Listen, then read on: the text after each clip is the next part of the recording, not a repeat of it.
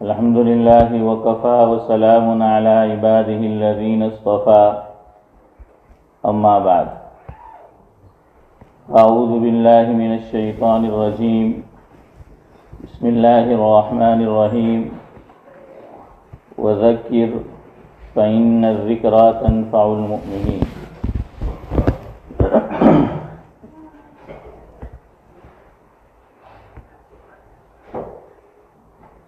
ہے دعا خدا سے خصوصی کرم کرے، ہے دعا خدا سے خصوصی کرم کرے، دے زباں پر وہ بات جو دل پر اثر کرے۔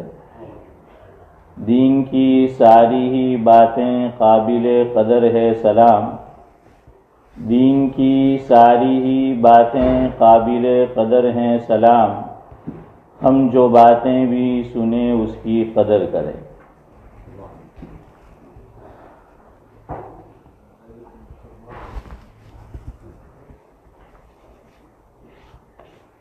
بزرگان محترم،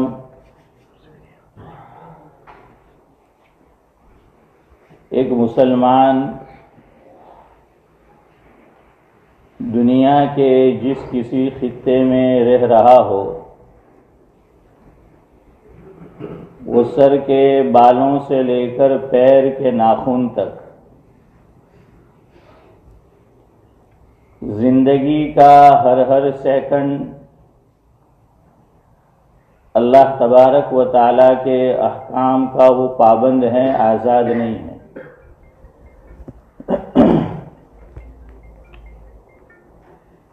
مسلمان دنیا کے جس کسی خطے میں جاتا ہے، اکبر الہ آبادی کہتے ہیں کہ وہ توحید کا ڈنکا بجاتا ہے اور طاعت سے رکتا نہیں ہے۔ وہ لکھ گئے ہیں الیوم اکملت لکم، اسلام کو بس ہے، الیوم اکملت لکم، اسلام کو بس ہے، باقی اس کے سوا جو ہے وہ سب ہوس ہے۔ توحید کا مسلم نے بجا رکھا ہے ڈنکا، توحید کا مسلم نے بجا رکھا ہے ڈنکا، وہ طاعت سے رکتا نہیں، لندن ہو یا لنکا۔ تو ہم UK میں آ گئے، یا جیسے میں اس کے کیپٹل اور راجدھانی لندن میں رہتا ہوں، جس کو ترقی یافتہ ملک کہا جاتا ہے، اس کا مطلب یہ نہیں ہے کہ میں اور آپ اور ان الذین آمنوا یہ آزاد ہے۔ وہ ہر جگہ اسلام کا پابند ہے، اللہ تبارک و تعالیٰ کے احکام کا پابند ہے۔ مومن خدا کا بندہ ہے، مومن خدا کا بندہ ہے، احکام الہی میں وہ بندہ ہے۔ جو دین سے آزادی کی بات کرے، جو دین سے آزادی کی بات کرے، خیال اس کا نہایت ہی گندا ہے۔ اور آج یہی شور ہے دنیا میں اور اس ملک میں بھی کہ آزادی آزادی آزادی۔ ہم آزاد ہیں، ہمیں کوئی کچھ کہہ نہیں سکتا۔ ہماری اولاد اللہ کرے کہ ویسی نہ ہو، لیکن ہے کچھ اولاد، میں اور آپ اسی معاشرے میں رہ رہے ہیں، اسی سماج اور سوسائٹی میں رہ رہے ہیں، اور جن کے ساتھ رہ رہے ہیں ان کا اثر ہماری اولاد میں نہیں، نسل میں نہیں، بلکہ اصل میں بھی آ رہا ہے۔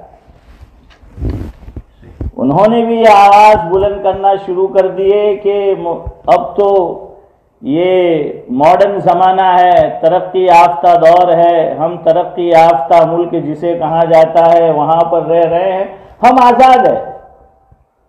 جو ہمارے ذہن میں آئے گا، جو ہمارے دل میں آئے گا، ہم وہ کریں گے، کوئی ہمیں روکنے والا نہیں ہے۔ شاہ عبدالعزیز محدث دہلوی علیہ الرحمہ نے بہت پیاری بات لکھی ہے۔ مفہوم یہ ہے کہ حضرت آدم علیہ السلام اور حضرت حوا رضی اللہ تعالی عنہا دونوں جنت کے اندر ہے، اور جنت کے اندر آپ جانتے ہیں کہ کسی چیز کی پابندی نہیں ہے۔ پابندی دنیا میں، جنت میں نہیں ہے۔ جنت میں تو حال یہ ہوگا، قرآن کریم کہتا ہے کہ وَلَكُمْ فِيهَا مَا تَشْتَهِي أَنفُسُكُمْ وَلَكُمْ فِيهَا مَا تَدَّعُونَ، چونکہ اللہ تعالیٰ نے وعدہ کیا ہے۔ اور حضرت مولانا ابرار احمد صاحب دلیوی رحمۃ اللہ علیہ فرماتے تھے، مفہوم یہ ہے کہ قرآن کریم کی آیت جہاں پر ختم ہوتی ہے وہاں اللہ تبارک و تعالی اپنی جو صفت بیان کرتا ہے اس پہ خاص غور کرو۔ تو اس کے اندر بھی بڑی حکمت ہے۔ اللہ کہیں فرماتا ہے شیئن قدیر، کہیں فرماتا ہے تواب حکیم، کہیں فرماتا ہے علیم حکیم، کہیں فرماتا ہے سمیع العلیم۔ تو یہاں پر فرمایا کہ وَلَكُمْ فِيهَا مَا تَشْتَهِي أَنفُسُكُمْ وَلَكُمْ فِيهَا مَا تَدَّعُونَ نُزُلًا مِّن غَفُورٍ رَّحِيمٍ۔ یہ مہمان نوازی غفور اور رحیم کی طرف سے ہوگی۔ اس میں یہ سبق دیا گیا کہ جنت میں چلے جانا، جنت میں داخلہ مل جانا، یہ کوئی میرا اور آپ کا کمال نہیں ہے، بلکہ اللہ تبارک و تعالیٰ کا عفو درگزر ہے، اس کی کرم فرمائی ہے کہ اس نے مجھے اور آپ کو انشاءاللہ جنت میں وہ داخلہ دے گا، اور جس کسی مسلمان کو جنت میں داخلہ ملے گا وہ اس کے فضل کی وجہ سے ملے گا، اور جو مہمان نوازی ہوگی جنت کے اندر وہ بھی اس کے فضل و کرم کی وجہ سے ہوگی۔ حکیم الاسلام حضرت مولانا قاری محمد طیب صاحب نور اللہ مرقدہ، سابق محتمم دارالعلوم دیوبند، دنیا کی تاریخ میں جو بڑی یونیورسٹیاں ہیں، دینی طور پر دینی یونیورسٹیاں ہو، دینی ادارے ہو یا دنیاوی فنون کے ادارے ہو، یہ سعادت یہی باپ بیٹے کی جوڑی ہے جن کے مقدر میں اللہ نے لکھی تھی کہ قاری طیب صاحب رحمۃ اللہ علیہ کے والد مرحوم نے دارالعلوم دیوبند کا نظام اور اہتمام 40 سال سنبھالا، اور حکیم الاسلام حضرت مولانا قاری محمد طیب صاحب نور اللہ مرقدہ نے تقریباً 60 سال۔ تو باپ بیٹے مل کر 100 سال اللہ تبارک و تعالیٰ نے ان کے مقدر میں یہ بات لکھی اور ان کے لیے سعادت لکھ دی کہ انہوں نے دور اہتمام سنبھالا۔ تو حضرت کا ایک ملفوظ یاد آیا کہ جنت میں جو جنتی پہنچے گا جنت کیا ہوگی، یہ حضرت کے الفاظ ہے جو آگے میں ذکر کروں گا، کہ ایک جنتی جنت میں پہنچے گا تو جنت کیا ہوگی؟ فرمایا کہ چھوٹی موٹی خدائی ہوگی، چھوٹی موٹی خدائی ہوگی۔ کیوں؟ قرآن کریم مجھے اور آپ کو اور انسانوں کو یہ بتاتا ہے کہ اللہ رب العزت کی صفت یہ ہے وَإِذَا قَضَى أَمْرًا فَإِنَّمَا يَقُولُ لَهُ كُن فَيَكُونُ إِنَّمَا أَمْرُهُ إِذَا أَرَادَ شَيْئًا أَن يَقُولَ لَهُ كُن فَيَكُونُ۔ شیخ الاسلام حضرت مولانا حسین احمد مدنی نور اللہ مرقدہ کے ملفوظات میں پڑھا، جس کا مفہوم یہ ہے کہ یہ جو قرآن کریم بیان کر رہا ہے کہ اللہ تبارک و تعالیٰ کو کسی چیز کو وجود بخشنا ہو تو فرماتے ہیں کن فیکون، ہو جا، وہ چیز ہو جاتی ہے۔ اب یہاں شاید کسی کے ذہن میں ایک بات آئے کہ پھر اللہ تبارک و تعالیٰ نے اس ورلڈ کو اور عالم کو 6 دنوں میں کیوں بنایا؟ تو بہرحال یہ اس کا موقع نہیں ہے، پھر کبھی انشاءاللہ العزیز یار زندہ صحبت باقی تو یہ بات، یا ہمارے حضرت مولانا محمد حنیف صاحب دامت برکاتہم العالیہ ہمارے بڑے ہیں، آپ کے امام ہیں، تو ان سے آپ سنیں گے یا سنا ہی ہوگا، لیکن اللہ کی صفت ہے کن، کہ ہو جا وہ چیز ہو جاتی ہے۔ حضرت مولانا حسین احمد مدنی نور اللہ مرقدہ کے ملفوظات میں ہے، فرمایا کہ کن اس میں 2 حرف ہے، چھوٹا کاف اور نون۔ فرمایا کہ ابھی پورا لفظ کن بھی پورا نہیں ہوتا وہ چیز وجود میں آ جائے، یعنی ابھی نون تک پہنچا بھی نہیں ہے، کاف اس کی صرف ادائیگی ہوئی ہے کہ وہ چیز وجود میں آ جاتی۔ تو چھوٹی موٹی خدائی ہوگی کہ جنتی بھی وَلَكُمْ فِيهَا مَا تَشْتَهِي أَنفُسُكُمْ، کہ جو اس کے جی میں آئے گا کہ فلاں چیز کھانے کو جی کر رہا ہے، فلاں منظر دیکھنے کو جی کر رہا ہے، تو ابھی صرف جی میں آنا ہوگا، دل میں آنا ہوگا کہ وہ چیز ہو جائے گی۔ تو یہ ہے چھوٹی موٹی خدائی کہ اللہ تبارک و تعالیٰ نے کتنا کرم کیا کہ جو اس کی صفت ہے کہ اذا قضى امرا فانما يقول له کن فیکون، جنتی کو بھی اس سے کچھ حصہ دے دیا جائے۔ لیکن یہ کب ہوگا؟ جب دنیا میں اللہ تعالیٰ کے حکموں کا پابند بن کر زندگی گزارے گا۔ مادر پیدر آزاد جس کو کہتے ہیں ویسی زندگی نہیں، کیونکہ مومن اللہ تعالیٰ کے حکم میں بندھا ہوا ہے۔ تو میں ذکر کر رہا تھا کہ شاہ عبدالعزیز محدث دہلوی علیہ الرحمہ نے یہ تحریر فرمایا جس کا مفہوم یہ ہے کہ جنت میں تو کوئی پابندی نہیں ہے۔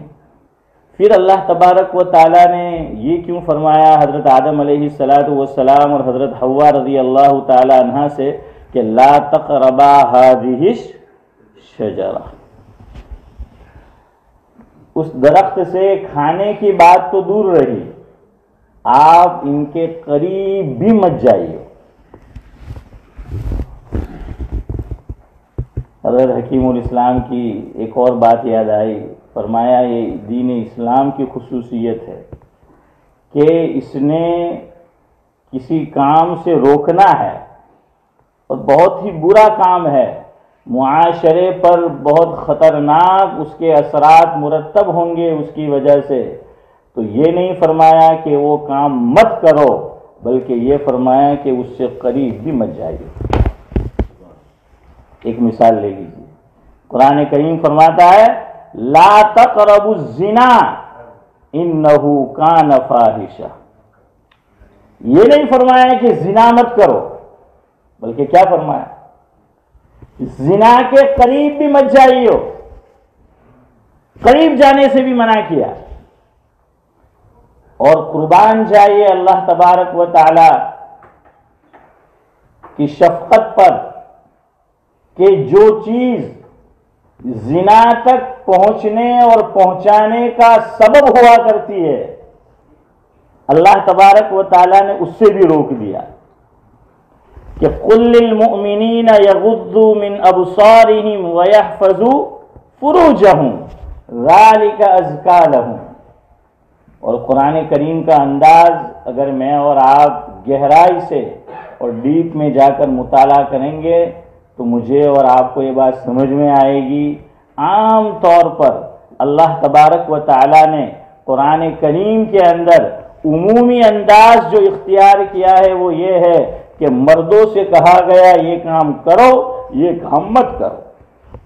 عورتوں سے الگ سے نہیں کہا گیا کیونکہ وہ خود اس میں داخل ہو جاتی ہے، مردوں سے جو خطاب کیا گیا اس کے اندر یہ عمومی انداز ہے قرآن کریم کا۔ لیکن بعض جگہ پر اللہ تبارک و تعالی نے مردوں سے الگ خطاب کیا اور عورتوں سے الگ خطاب کیا بعض جگہ پر۔ مفسرین لکھتے ہیں اس میں ایک خاص حکمت ہے کہ اللہ تبارک و تعالی کو یہ بتانا ہے کہ یہ حکم جو ہم دے رہے ہیں آپ کو یہ بہت خاص ہے، اس جانب خصوصی توجہ کرنی ہے، خاص طور سے دھیان دینا ہے۔ اس لیے مردوں سے الگ خطاب کیا گیا، عورتوں سے الگ خطاب کیا گیا۔ ان میں سے ایک موقع یہی ہے سورہ نور میں اللہ رب العزت ارشاد فرماتے ہیں قُلْ لِلْمُؤْمِنِينَ يَغُضُّوا مِنْ أَبْصَارِهِمْ وَيَحْفَظُوا فُرُوجَهُمْ ذَلِكَ أَزْكَىٰ لَهُمْ إِنَّ اللَّهَ خَبِيرٌ بِمَا يَصْنَعُونَ۔ معنی یہ فرمایا وَقُلْ لِلْمُؤْمِنَاتِ يَغْضُضْنَ مِنْ أَبْصَارِهِنَّ وَيَحْفَظْنَ فُرُوجَهُنَّ، پھر استثناء کیا الا ما ظہر منها وَلْيَضْرِبْنَ بِخُمُرِهِنَّ عَلَى جُيُوبِهِنَّ الى آخر۔ تو چونکہ یہ نگاہ، نظر، یہی چیز سبب بنتی ہیں ناجائز تعلقات کا، یہی چیز سبب بنا کرتی ہے زناکاری کا، کہ آدمی دیکھتا ہے کسی عورت کو تو چہرہ اس سے آدمی متاثر ہوتا ہے۔ حضرت مولانا مفتی سعید احمد صاحب پالنپوری نور اللہ مرقدہ سے ہم نے سنا، حضرت نے فرمایا جس کا مفہوم یہ ہے کہ 3 چیزیں عورت کی باڈی میں ایسی ہے کہ جو کشش پیدا کرتی ہے مرد کے اندر اور اس جانب اس کو کھینچتی ہے، ان میں ایک چہرہ ہے، دوسری چیز ماں بچپن میں اپنے بچے کو جو دودھ پلاتی ہے وہ چیز ہے، اور تیسری چیز یہ پیچھے کا حصہ جس کا میں نام لینا مجلس میں مناسب نہیں سمجھتا، آپ دیکھ رہے ہیں یہ جو پیچھے کا حصہ ہے، فرمایا یہ 3 چیزیں ہیں جو مرد کو عورت کی جانب مائل کرتی ہے۔ اس لیے اسلام نے تعلیم دی کہ چہرے کا پردہ کرو، لیکن اب بعض لوگ ایسے ہیں جو کہتے ہیں چہرے کے پردے کی کیا ضرورت ہے، دل کا پردہ ہونا چاہیے۔ تو ہمارے بزرگ نے بڑی اچھی بات کہی کہ میاں دل آلریڈی پردے میں، دل اللہ تعالیٰ نے آلریڈی پردے کے اندر رکھا ہوا ہے، تو پھر پردے کی کیا ضرورت دل کے؟ چہرے کا پردہ ہے، چونکہ یہی چیز مائل کرتی ہے انسان کو، اور یہ 2 ابھار ہے۔ اس لیے شریعت نے فرمایا یہ تعلیم دی عورتوں سے کہ لباس کیسا پہنو، ڈھیلا ڈھالا پہنو، اور بتایا حضور نے روایت میں مفہوم ہے رب کاسیات عاریات الی آخری، کہ ایسا زمانہ آئے گا کہ عورتیں کپڑے پہنی ہوئی ہوگی پھر بھی ننگی ہوگی۔ اس کا مطلب یہ نہیں ہے کہ اس کی باڈی پہ کپڑا نہیں ہوگا، لیکن برائے نام ہوگا یا اچھی خاصی مقدار میں ہوگا، لیکن بناوٹ ایسی ہوگی اس کپڑے کی، اس نے پہنا ایسے ہوگا کہ مرد کو مائل کرتا ہے، بالکل ابھار اس کا نظر آتا ہے۔ اس لیے کہا ہے کہ ایسا جو ہے وہ پردہ۔ لیکن اب تو جو ہماری مائیں بہنیں پردہ بھی کرتی ہے، اتنا فیشنیبل جو پہنتی ہے وہ کہ مرد کی توجہ اس جانب مرکوز نہ ہوتی ہو تب بھی ہوتی ہے۔ تو جب وہ ڈھیلا ڈھالا لباس پہننے کو کہا گیا، چمکدار جو ہے وہ لباس نہ ہو، تو چمکدار برقعے کی اجازت کہاں سے ہوگی؟ لیکن اب ویسے جو ہے وہ برقعے آ گئے۔ اچھا، بعض عورتیں غلط سمجھتی ہے کہ مرد کو یہ کہا گیا کہ پردہ کرے، عورت سے بھی کہا گیا کہ وہ پردہ کرے مرد سے۔ اور ایک روایت کا مفہوم آپ کو سناتا ہوں، اس سے اندازہ ہوگا کہ اللہ اکبر، اللہ کے نبی صلی اللہ علیہ وسلم نے عجیب بات ارشاد فرمائی۔ ایک نابینا صحابی ہے جو مؤذن رسول بھی ہے، حضرت عبداللہ بن ام مکتوم رضی اللہ تعالیٰ عنہ۔ ایک مرتبہ وہ تشریف لائے حضور اکرم صلی اللہ علیہ وسلم کی خدمت میں۔ ہماری امی جان حضرت نبی کریم صلی اللہ علیہ وسلم کی زوجہ وہ بھی موجود تھی. حضرت نے فرمایا کہ پردہ کرو. تو امی جان نے جواب میں ارشاد فرمایا کہ حضرت یہ جو صحابی آ رہے ہیں وہ تو نابینا ہیں، ان سے پردے کی کیا ضرورت ہے؟ تو اس موقع پر آقا نے فرمایا تم تو نابینا نہیں ہو، تم تو نابینا نہیں ہو.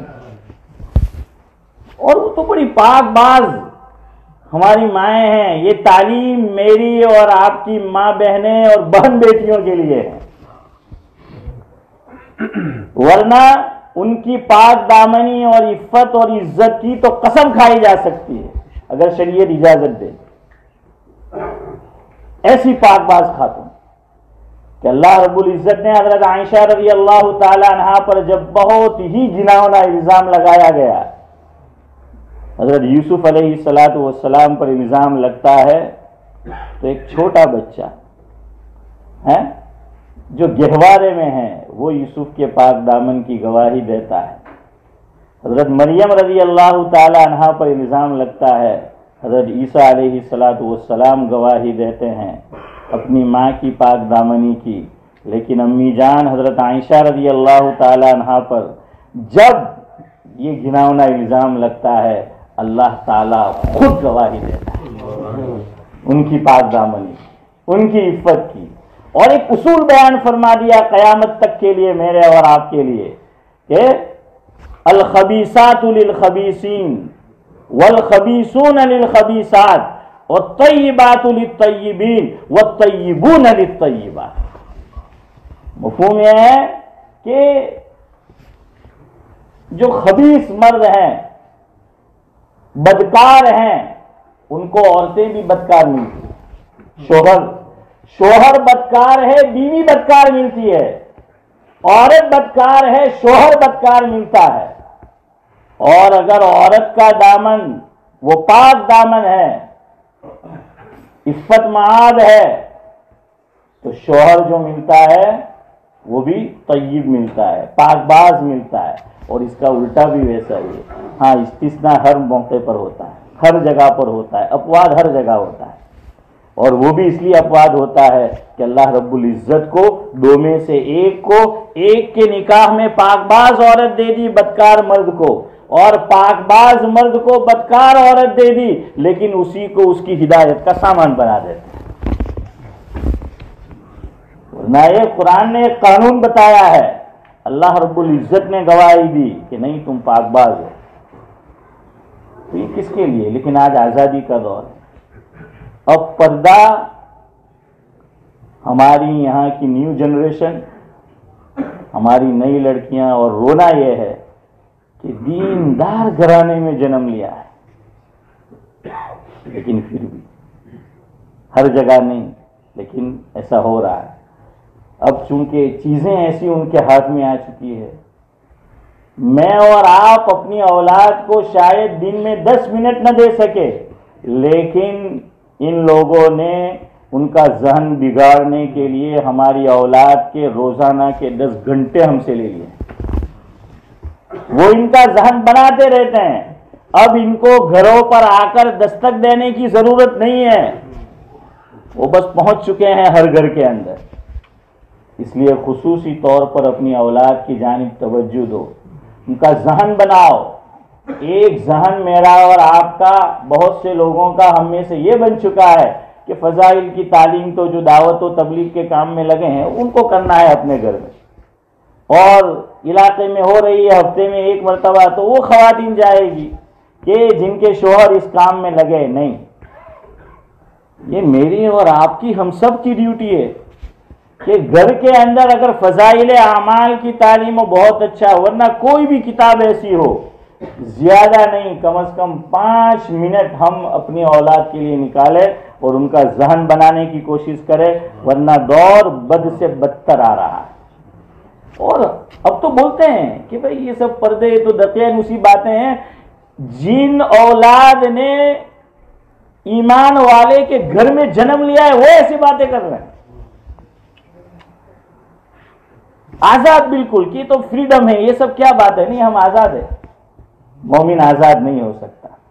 اور یہ کسی عالم دین کی بات نہیں سنا رہا، اپنے دور میں سیشن کورٹ کے جو جج رہے ہیں اور ان کے دور میں جن کے ہم ابھی مہمان ہیں، کسی دور میں وہ ہمارے مہمان تھے، تو اس وقت میں وہ جج تھے اکبر الہ آبادی مرحوم۔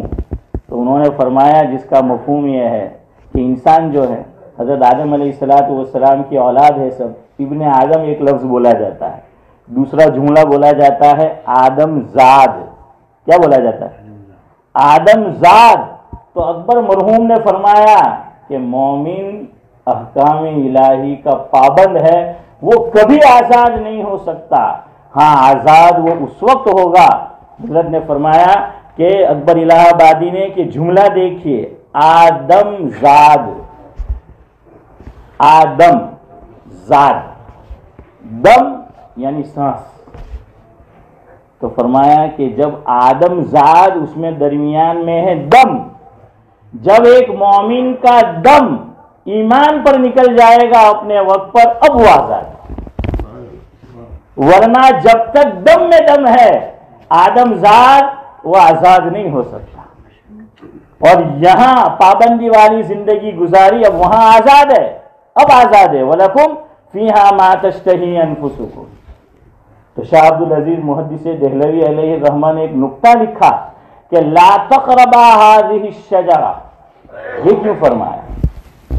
فرمایا کہ اللہ تبارک و تعالیٰ کو ان دونوں کو، آدم علیہ السلام اور حضرت حوا رضی اللہ تعالی عنہا کو اس دھرتی پہ بھیجنا تھا، اس زمین پر بھیجنا تھا، شریعت کے احکام لاگو کرنے تھے۔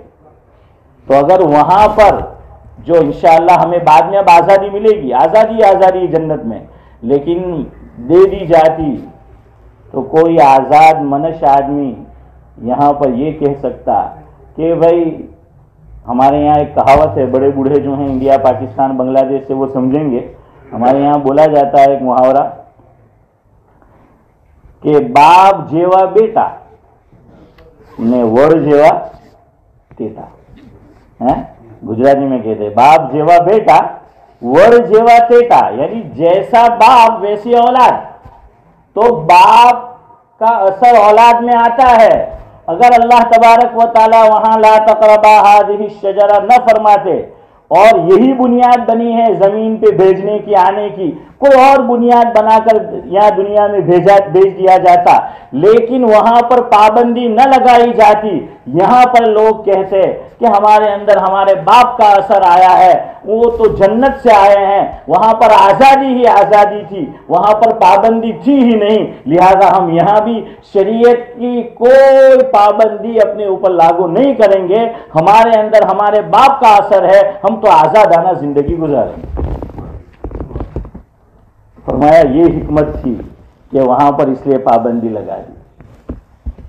اب اس کے اندر حاشیہ ہے ہمارے حضرت کا، حضرت مولانا ابرار احمد صاحب دلیوی رحمۃ اللہ علیہ، حضرت نے فرمایا، شاہ صاحب کی بات اپنی جگہ، بندے کی اب بات سنیے کہ یہ ذہن تو میرا اور آپ کا ان الذین آمنوا کا روزانہ بنایا گیا، نماز جیسا مبارک عمل اس میں بھی پابندی لگائی گئی۔ سورج طلوع ہو پڑھ سکتے ہیں؟ نہیں پڑھ سکتے۔ نصف النہار پڑھ سکتے ہیں؟ نہیں پڑھ سکتے، اس کو زوال بھی کہہ دیتے ہیں۔ اور غروب آفتاب پڑھ سکتے ہیں؟ نہیں پڑھ سکتے۔ عید کے دن جب تک عید کی نماز نہ ہو جائے پڑھ سکتے ہیں؟ نہیں پڑھ سکتے۔ یہ پابندی لگا کر بتایا کہ مومن تو آزاد نہیں ہے، تو جب نیکی کے کاموں میں آزاد نہیں ہے تو خواہشات میں کیسے آزاد ہو سکتا ہے؟ موبائل سوشل میڈیا چلانے میں کیسے آزاد ہو سکتا ہے؟ آج ماں بہنیں فرینڈ ریکویسٹ بھیجتی، کیا ضرورت ہے عورت کو فرینڈ بنانے؟ جو کام ویسے ہی آمنے سامنے حرام ہے، سوشل میڈیا پر بھی وہ حرام ہے، یاد رکھنا۔ اور یہ تباہی ہے۔ پھر وہ تو فیک آئی ڈی بنائی گئی ہوتی ہے، وہ اس کو وقت دے گا اور اچھے اچھے میٹھے میٹھے جملے لکھیں گے، عورت کا دل نرم ہوتا ہے، وہ مائل ہوتی ہے۔ اب دیکھو کیا ہو رہا ہے، میڈیا اس کو بہت جو ہے اجاگر کر رہا ہے۔ سیما حیدر ایک خاص ملک سے انڈیا آ گئی، سچن کے ساتھ منسلک ہو گئی، جس کو قرآن نے جو ہے وَلَا تَنْكِحُوا الْمُشْرِكَاتِ حَتَّى يُؤْمِنَّ إِلَىٰ